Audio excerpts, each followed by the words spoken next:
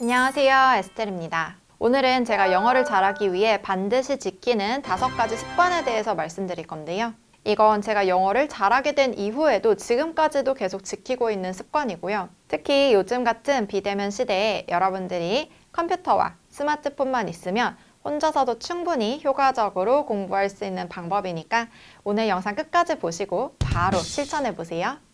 제가 총 5가지를 알려드릴 거예요.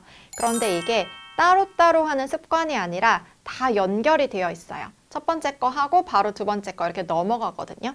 제 스마트폰 한 페이지에 이렇게 영어 공부만을 위한 어플들만 모아놨어요. 여기 잘 보면 디즈니 플러스, 넷플릭스, 네이버 단어장, 유글리시, How many syllables, 메모장 이렇게 6가지 어플이 있는데 어떤 건지 하나씩 알려드릴게요. 먼저 첫 번째는 이중 자막으로 영어 영상 보기입니다.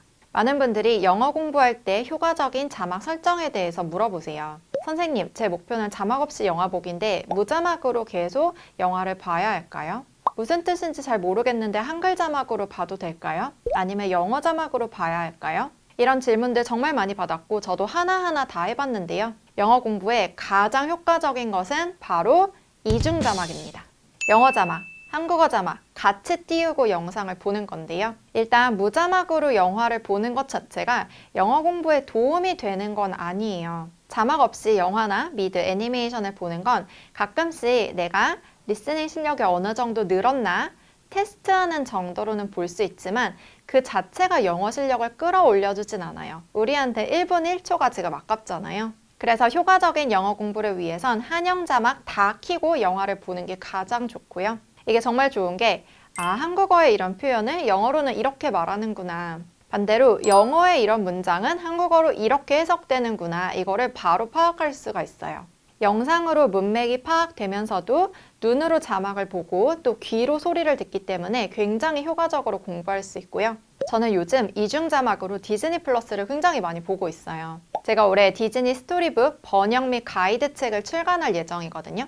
그래서 이 책에 나오는 덤보, 앨리스, 밤비, 또 픽사 애니메이션인 토이스토리나 업 이런 영화들을 이중 자막으로 봤거든요. 이 이중 자막은 반드시 컴퓨터나 노트북으로 봐야 하는데 확장 프로그램을 깔면 되거든요. 제가 그 링크도 영상 아래 달아드릴게요. 이 첫 번째 방법과 연결되는 두 번째 방법 바로 알려드릴게요. 두 번째는 쉬운 단어로 구성된 문장은 바로 따라 말하고 새로운 표현은 사전 찾기입니다. 이런 영상을 볼 때 이중 자막을 보는 것만으로도 영어 공부가 되는데요.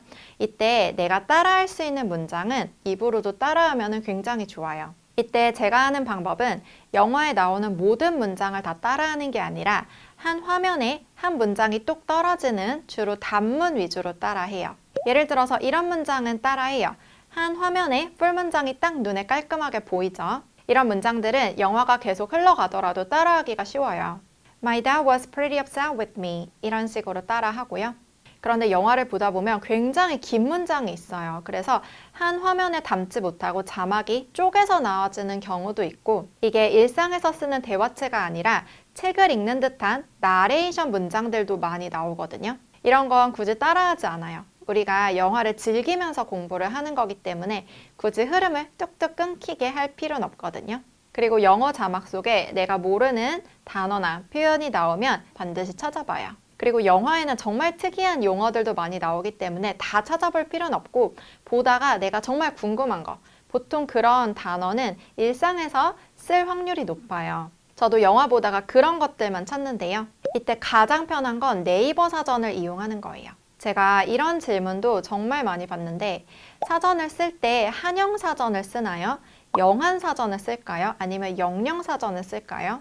이렇게 혼자서 공부할 때 가장 많이 쓰는 사전은 영한 사전이에요. 이 자막에서 본 모르는 영어 표현을 찾아보고 한국어로 무슨 뜻인지 알게 되는 거죠. 보통 영영사전은 뉘앙스 파악하기가 좋기 때문에 기본 동사, 기본 단어를 공부할 때 많이 봐요. 근데 그런 거는 그냥 저랑 같이 유튜브에서 공부하면 되고 여러분들이 영화에서 어떤 단어를 찾을 땐 우리가 한국어 원어민이기 때문에 그냥 이 단어가 한국어로 뭔지 빠르게 파악하는 게 더 도움이 되거든요. 그럼 바로 세 번째 방법 알려드릴게요. 세 번째는 새로운 표현 찾은 것을 단어장 기능을 이용해 쉽게 복습하기입니다. 사전을 찾아보면서 뜻을 아는 걸로 끝내지 마시고 반드시 단어장 기능을 활용하세요. 저장하는 방법은 굉장히 간단한데요. 옆에 있는 플러스 버튼을 누르면 되고 이렇게 단어장을 종류별로 내가 설정을 할 수가 있어요. 제 단어장을 잘 보면 디즈니 플러스에서 본 단어, 넷플릭스에서 본 단어, 그리고 또 원어민 친구들 이름도 있어요. 케이트에게 들은 단어, 제이디에게 들은 단어. 그리고 예전엔 연도나 월별로 저장하기도 했고요. 그래서 이렇게 차곡차곡 저장한 영단어를 정말 간단한 방법으로 복습할 수 있는 방법 알려드릴게요. 단어장의 복습 기능을 이용하는 건데 저랑 같이 해볼게요. 이 단어장에 가서 내가 저장한 그 단어장 목록 중에 하나를 클릭해서 여기 플레이 버튼을 누르는 거예요. 설정하기 기능이 있는데요. 저 같은 경우는 보통 뜻이나 예문은 듣지 않고 그냥 영어 단어만 듣고 이 단어를 보통 2회 반복, 그리고 재생 항목 간 듣기 간격을 1초로 해서 들으면서 바로 따라해요. Epitome, Epitome, epitome, rowdy, rowdy, rowdy, rowdy, curling iron, curling iron, curling iron, curling iron. 이런 식으로 연습을 하고요. 그리고 절대로 스펠링을 손으로 쓰진 않아요. 제가 학창 시절엔 정말 단어를 여러 번 쓰면서 외웠던 기억이 있는데 그렇게 했을 때 뭐 시험 점수는 좋았을지 몰라도 그 단어가 들리지도 않고요. 말을 해본 적도 없었어요. 아무리 많은 단어를 외웠어도 스펠링을 직접 눈으로 보지 않으면 그 단어를 듣거나 말할 때 굉장히 불안한 그런 게 있었거든요. 왜 한국어도 가끔 맞춤법 헷갈릴 때 있잖아요. 미국인 친구들도 마찬가지예요. 스펠링 헷갈려 하는데 그 단어 말하고 듣는데 아무 문제 없는 경우도 있더라고요. 스펠링은 그냥 그 단어를 써야 할 일이 있을 때 찾아보면 되는 거고 제가 하는 이런 방식으로 복습을 했을 때 실제 어떤 문장을 말하다가 그 단어가 딱 떠올라서 입 밖으로 나오더라고요. 이런 식으로 공부하면 영어 표현력, 어휘력이 점점 늘기 때문에 계속 영어의 재미를 맛보면서 공부할 수 있거든요. 그 다음 또 네 번째 방법 알려드릴게요. 네 번째는 유글리시나 How Many Syllables 같은 영어 공부 사이트 활용하기입니다. 이 유글리시라는 사이트는 영어하는 분들이 정말 많이 활용하는 사이트인데 여러분들이 배운 그 단어나 표현을 여기 검색을 해보면 유튜브에서 그 영상을 싹 수집해 와서 보여줘요. 이 사이트를 이용하면 내가 분명 혼자 영어 공부를 하고 있는데 영어권 국가에서 굉장히 많은 다양한 원어민들이 나를 위해 이 표현이 들어간 문장을 막 말해주는 느낌이에요. 예를 들어서 아까 라이언 킹에서 upset with me 이런 표현 있었죠. 이 표현을 유글리시에 넣어보면 Don't be upset with me, People get really upset with me 이런 표현들을 계속 볼 수가 있고요. 그리고 여러분들이 사전에 저장도 하고 복습도 했는데 여전히 좀 말하는데 자신이 없는 그런 단어들도 있을 거예요. 보통 그런 단어들은 음절이 굉장히 긴 단어거든요. 예를 들어서 literally 이런 단어 굉장히 발음 어렵거든요. 이때 how many syllables처럼 음절을 알려주는 사이트를 이용해 보세요. 여기 보면 음절이 하이픈으로 연결이 되어 있는데 lit, all, only 이렇게 4음절로 연습을 할 수가 있거든요. 처음부터 바로 literally 이렇게 하는 것보다 literally, literally 그리고 여기 강세도 표시가 되어 있어요.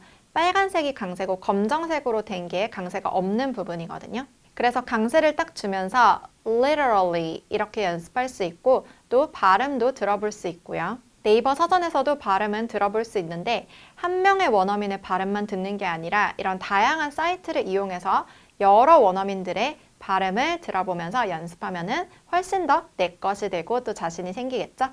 마지막 5번째 방법은 기억하고 싶은 문장이나 표현을 나만의 메모장에 적어놓기입니다. 내가 영어 문장을 배웠을 때 반드시 다음에 꼭 써보고 싶은 문장들이 있을 거예요.